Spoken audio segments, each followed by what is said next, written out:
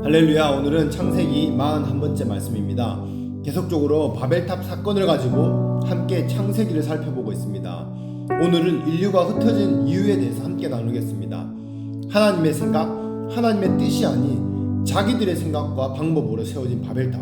인간들이 바벨탑을 쌓을 수 있었던 그 동력이 무엇입니까? 창세기 11장 6절입니다. 여호와께서 이르시되 이 무리가 한 족속이요 언어도 하나이므로 이같이 시작하였으니 이후로는 그 하고자 하는 일을 막을 수 없으리로다. 아멘. 하나님은 족속과 언어가 하나였기 때문에 가능했다고 말합니다. 인간은 하나님이 없이 하나가 되고 하나님이 없이 강하게 되면 하나님을 대적하게 됩니다. 그 힘을 하나님을 대적하는 데 씁니다. 사람이 서로 뭉쳐서 하나가 되고자 하는 것은 자기들의 힘을 가시하기 위한 것입니다. 그래서 동창회를 왜 모입니까? 향후회, 전후회, 종친회 이것들을 왜 합니까? 취미 동아리 이런 것들을 왜 모이겠습니까? 교회에서도 믿음이 연약한 사람들은 이런 인간적인 모임을 많이 갖습니다. 예배는 안 가도 인간적인 이 동호회는 찾아갑니다. 왜 그렇습니까? 의도가 다 있는 것입니다. 그래서 인간적인 모임, 인간적인 사람을 할 수 있으면 피하라는 것입니다. 그것 때문에 신앙이 자라지 않기 때문입니다. 인간적인 사람은요, 이렇게 말하면 화를 냅니다. 왜 사람이 모이지 못하게 하냐? 사람들을 왜 못 모이게 하냐? 사람들이 모이는 의도가 무엇입니까? 육신을 도모하기 위해서입니다. 육신의 위로를 받고 육신의 도움을 받기 위해서입니다. 그러나 거기서 하나님의 도움을 받는 것을 바로 코이노이냐 교제다라고 이렇게 말씀합니다. 모임을 끊으라는 것이 아니라 육신적인 만남과 육신적인 모임을 끊으라는 것입니다. 의도가 하나님 안에 있지 않고 육신적인 도움과 육신적인 쾌락을 추구하는 그 모임을 끊으라는 것입니다. 그런 육신의 쾌락을 위한 만남은 끊어야 합니다.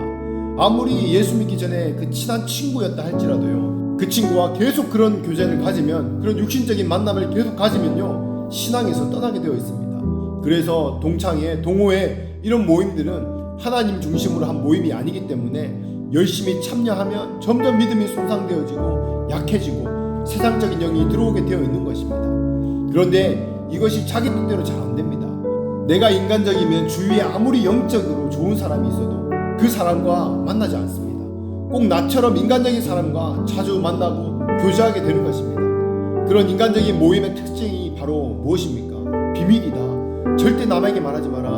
너에게만 알려주는 거니까 교회 사람에게 절대 소문내면 안 된다. 약속해라. 그 비밀을 지켜줄 때 의리 있게 되고 신뢰가 생기는 그런 구조를 가지고 있습니다. 그런데 여러분, 이것이 바로 사단의 특징입니다. 비밀, 은밀한 것, 속이는 것, 감추는 것 어디에서 왔습니까? 바로 사단에게서 왔습니다. 반드시 인간적인 사람, 어둠의 영이 있는 사람, 그런 말을 다 하는 것입니다. 그러나 하나님은 빛이십니다. 비밀이 없으십니다. 감춘 것이 없습니다. 하나님 앞에서, 그리고 영적인 사람들 앞에서 드러내고 빛 가운데 교제하시는 여러분 되시기를 축복합니다. 아멘. 하나님께서 인류의 언어를 흩으신 이유와 목적이 무엇입니까? 언어가 같으니까 서로 하나 되어서 하나님을 떠나는 것입니다. 사람의 뜻대로 악을 행하기 때문에 그 악을 더 크게 짓는 것을 막기 위해서 하나님께서 그것을 흩으시는 것입니다. 하나님을 대적하는 일을 빨리 탄로나고 빨리 실패할수록 하나님의 심판이 오히려 적어집니다. 그것이 이루어지면 오히려 더 큰 화를 만들어냅니다. 다른 말로 하면 하나님을 대적하는 일이 잘 된다는 것은요, 하나님의 심판이 가까이 왔다는 징조입니다. 여러분, 이것이 영적인 원리입니다. 영적인 눈으로 이 시대를 잘 보시기 바랍니다. 시편 37편에 악한 자가 형통하는 것을 부러워하지 말라 말씀합니다. 신명기 2장 30절 말씀입니다.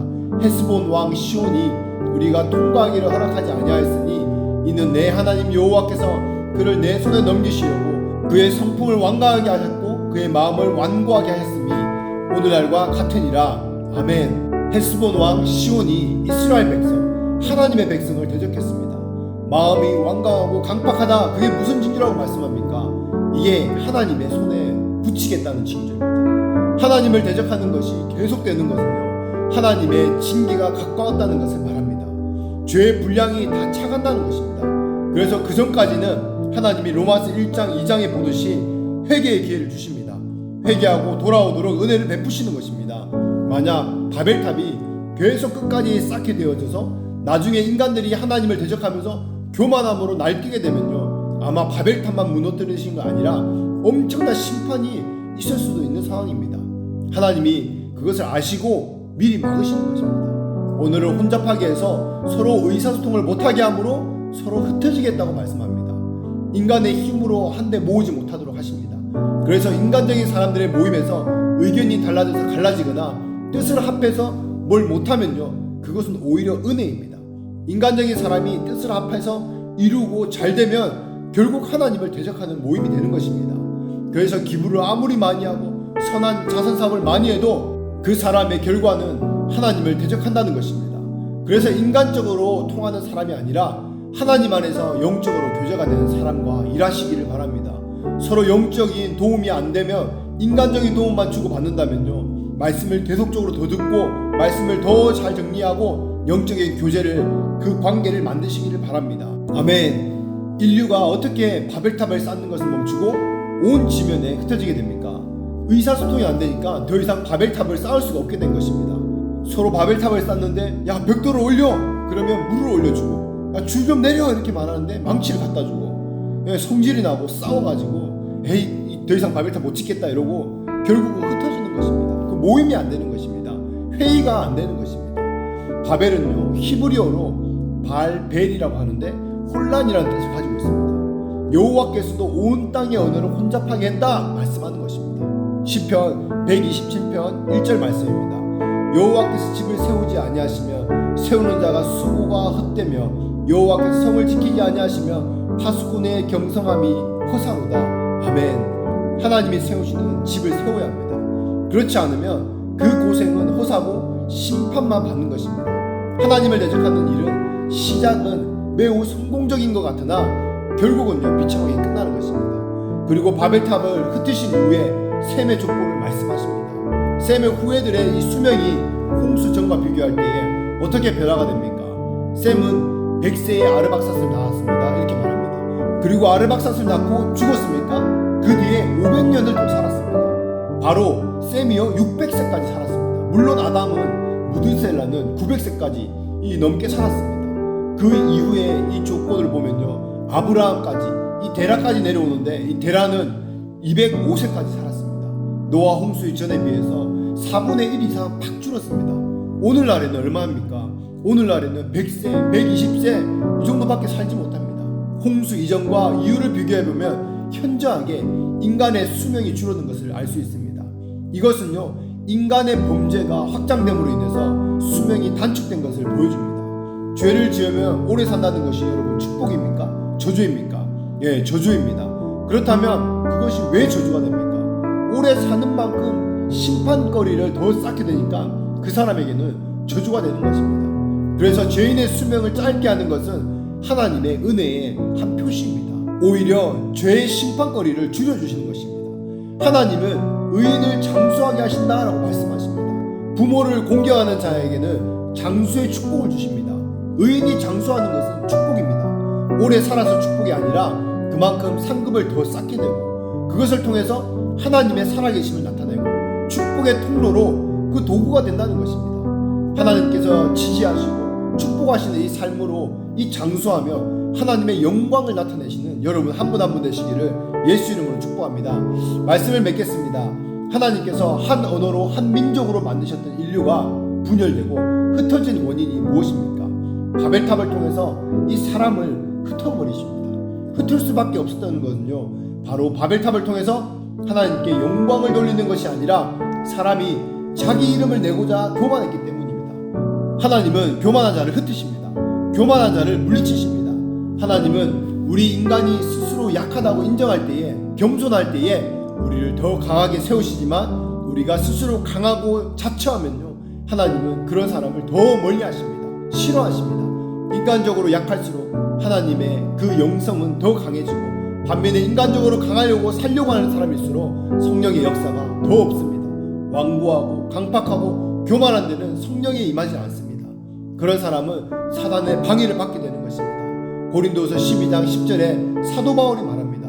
그러므로 내가 그리스도를 위하여 약한 것들과 능욕과 궁핍과 핍박과 곤란을 기뻐하노니 내가 약할 때 그때에 곧 강하니라. 아멘. 우리가 생각하는 사도 바울은 약한 사람입니까? 아닙니다. 절대 아닙니다. 정말 강한 사람입니다. 그런데 이런 말을 합니다. 사도 바울은 이것을 깨달은 것입니다. 바울이 너무 강하니까 바울에게 가시를 줘서 하나님께서 약하게 만드십니다.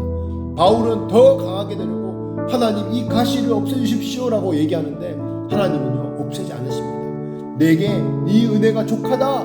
네가 약해야 내가 너를 강하게 쓸 수 있다 이렇게 말씀하는 것입니다. 그것을 깨닫고 나서는요 이 말씀을 한 것입니다. 내게 있는 약한 것들과 능력과 궁핍과 박해와 공고를 내가 벗어나려고 하는 것이 아니라 기뻐한다. 아멘. 약한 것들과 능력과 궁핍과 박해와 공고로 인해서 내가 강한 것이 깨어지고 약해질 때에 그때 하나님이 나를 강하게 하신다는 것을 알았기 때문입니다. 아멘. 하나님은 우리를 공평하게 대하시는 분입니다. 세상적으로 약한 사람에게는 하나님이 더 좋은 것을 채워주시고 세상적으로 강한 사람에게는 이미 스스로 강하기 때문에 하나님이 채워줄 수 없기 때문에 영적으로 약하게 하는 것입니다. 우리는 이 바벨탑 사건을 통해서 어떤 하나님을 만날 수 있습니까? 행한 대로 보응하시는 하나님, 자기 영광을 남에게 주지 않으시는 하나님, 진노 중에 긍휼을 잊지 않으시는 하나님, 그 하나님께서 오늘 말씀하시는 것이 무엇입니까? 이제 인간적인 방법과 생각과 너희 스스로 영광을 취하는 그 교만의 자리, 사람의 수준으로부터 돌이켜라, 벗어나라. 내가 너를 약한 그 자리에서 기름을 부어서 강하게 할 것이다. 나를 통해 너가 축복의 통로로 생명의 통로가 될 것이다. 나의 영광을, 나의 어떠함을 너는 나타나게 될 것이다. 이렇게 말씀하십니다. 결국 하나님을 대적할 수밖에 없는 인간적인 모임이 아니라 정말로 하나님 안에서 연결되어 빛 가운데 교제하는 코이노니아의 교제가 풀어지기를 축복합니다. 이 땅의 축복이 아닌 하나님이 예배하신 축복 가운데 살며 누리며 하나님의 살아계심을 그 영광을 나타내는 여러분의 삶이 되기를 예수 이름으로 축복합니다. 아멘.